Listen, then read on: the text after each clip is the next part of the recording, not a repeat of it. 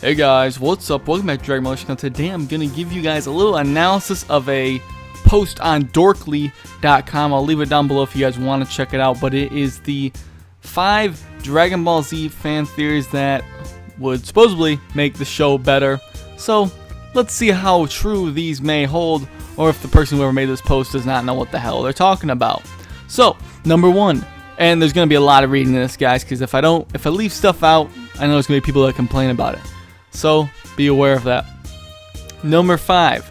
Super Saiyans are not that special. Okay, we have a picture of Goku here.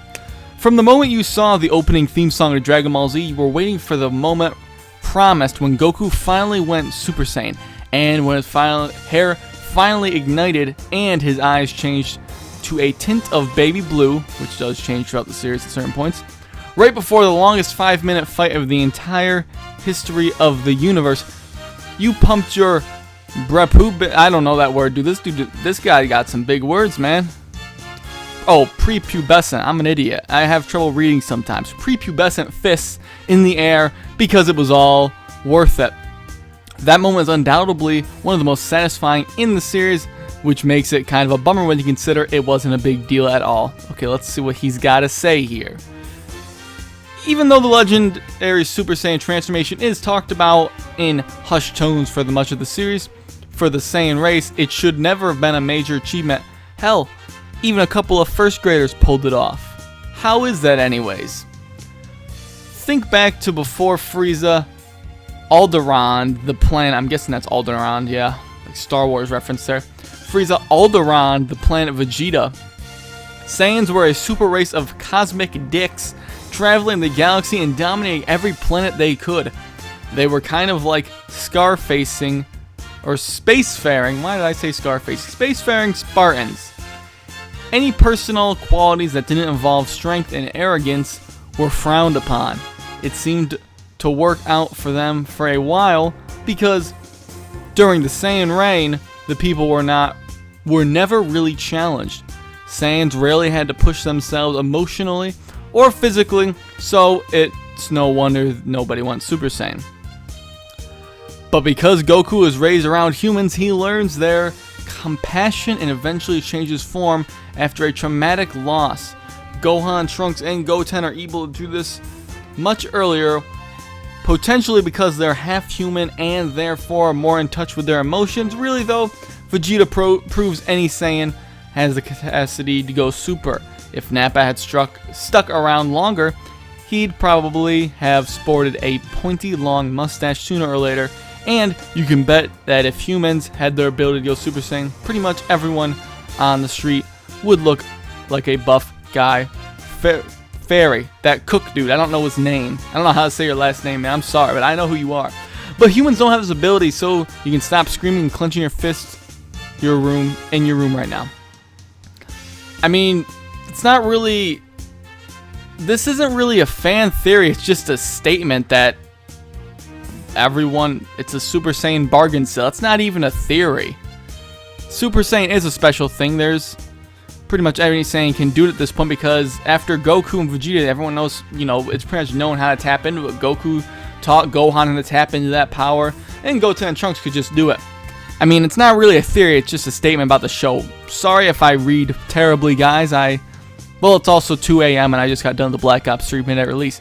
But hopefully these other ones, they don't look like they have nearly as much reading, so I apologize if anyone gets bored, but I don't want to leave anything out and have people bitching and complain about it.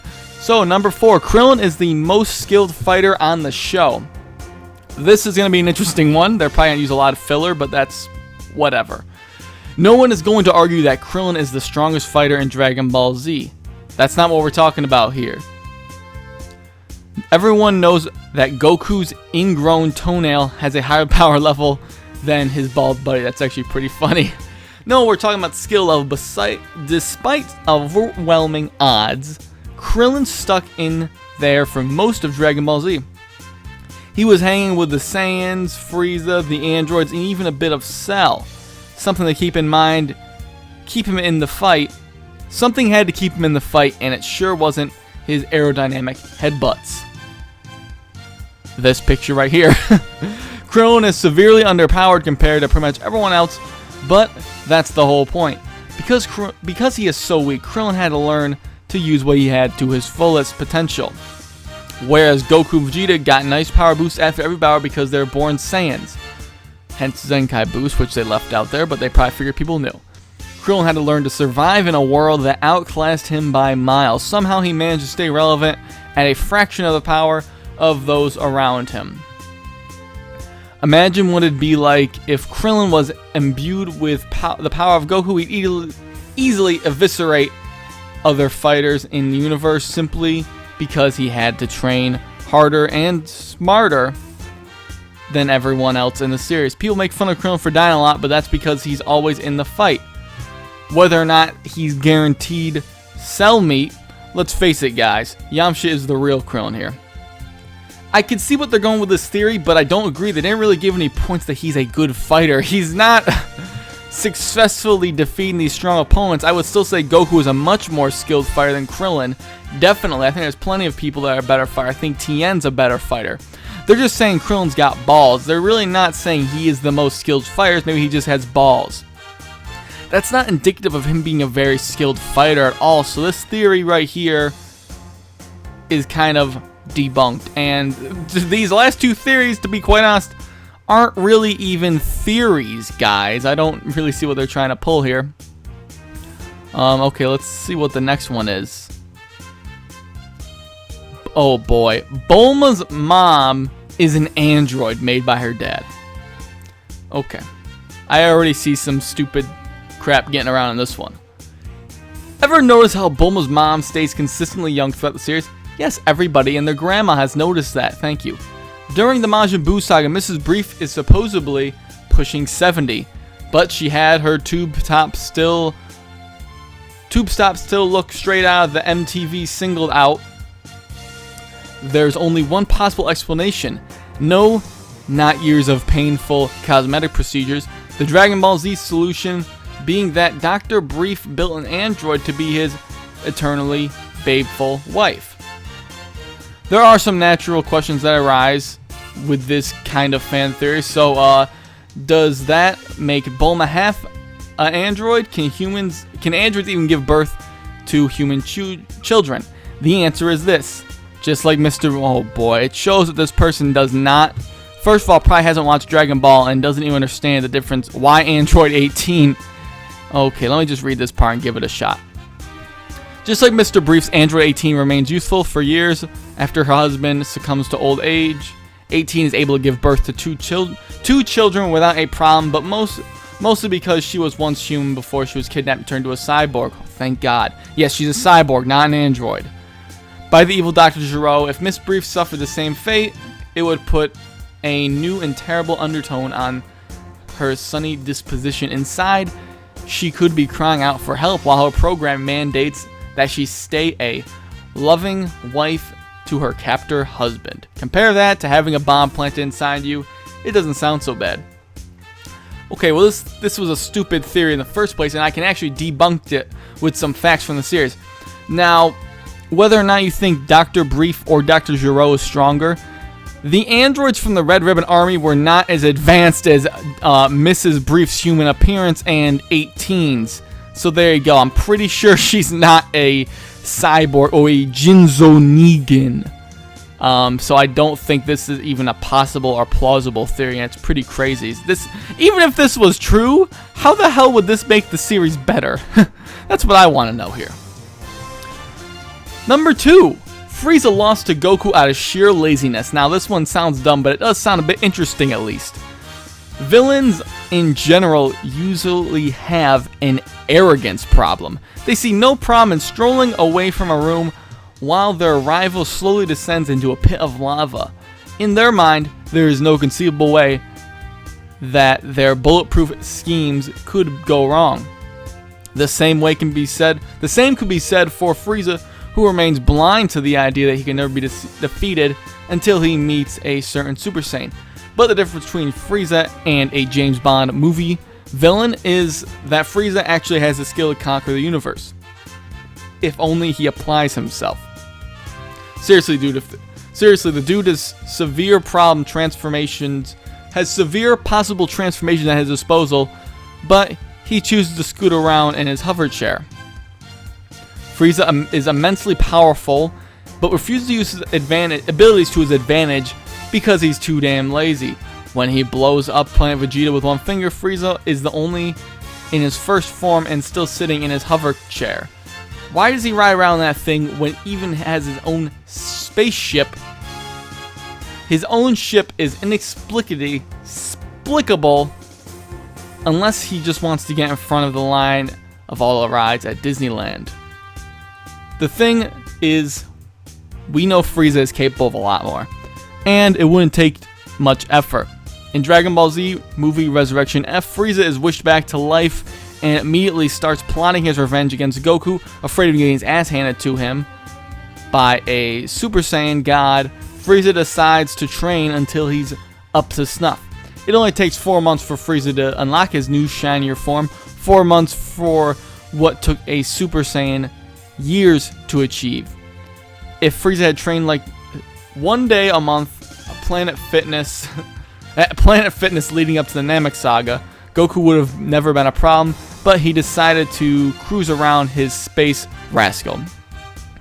Okay, well, this isn't really a theory either because Frieza is a little bit lazy. He doesn't like to train and put effort into things.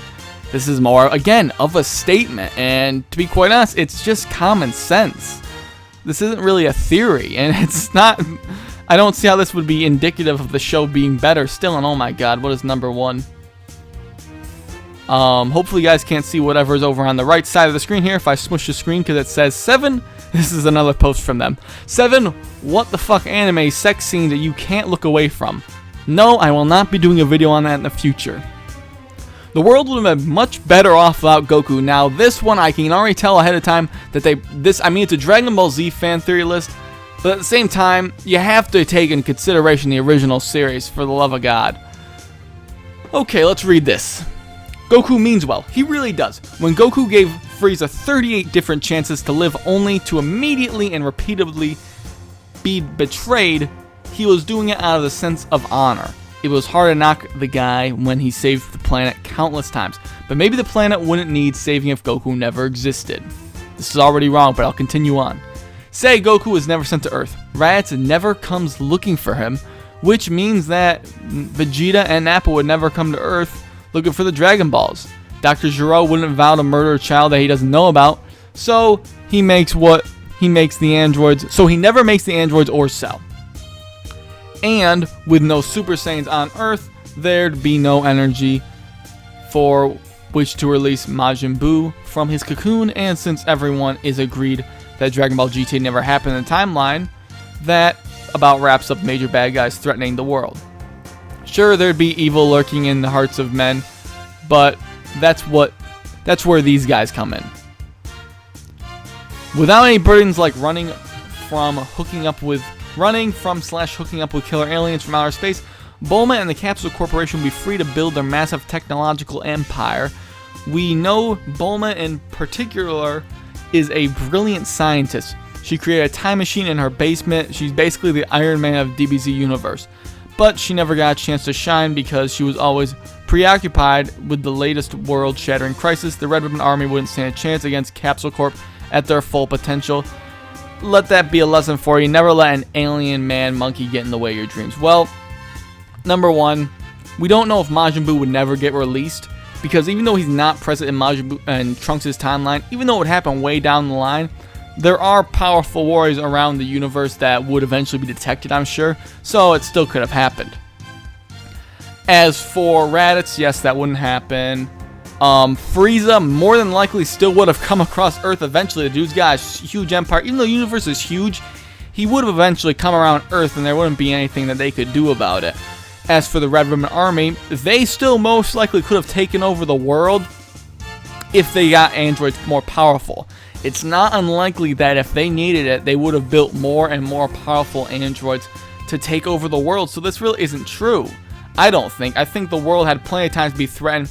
Not to mention Tien Shinhan, whether or not he's weaker than Master Roshi or not, there's arguments to be made for both sides. I think Master Roshi probably could have handled Tien. Most likely there's more evidence to support that, but Tien still would have been with the Crane School. There's a lot of different things that these guys didn't cover from Dragon Ball. but I can see where they're going with this one. But again, I guess that one would be more of a theory, but kind of a what if. But I disagree with a lot of things in this article. One thing I can say about this article, which was good, is that it was very well written. I'll give him props. But Tristan Cooper, you need to look at the series a little bit better. But you did write this article very well, and I'll give you props for that. But let me know what you guys think of each of these fan theories. I definitely don't agree with a lot of them, and try to debunk all 5 of them in the comment section down below. If you want, play along, link to the article down below. Try to debunk these in the comment section down below. I put my 2 cents in off the top of my head, but a lot of you guys know I'm pretty knowledgeable about the series, but I definitely do forget things off the top of my head. So if I left anything out, please feel free to mention in the comment section down below. And before I go, again, I apologize if I stumbled when reading. I've never been very good at reading, but I tried my best and I knew I had to read it all, so hopefully it wasn't too painful to listen to. But other than that, hope you guys enjoyed this video. Thanks for watching, and I'll catch you later.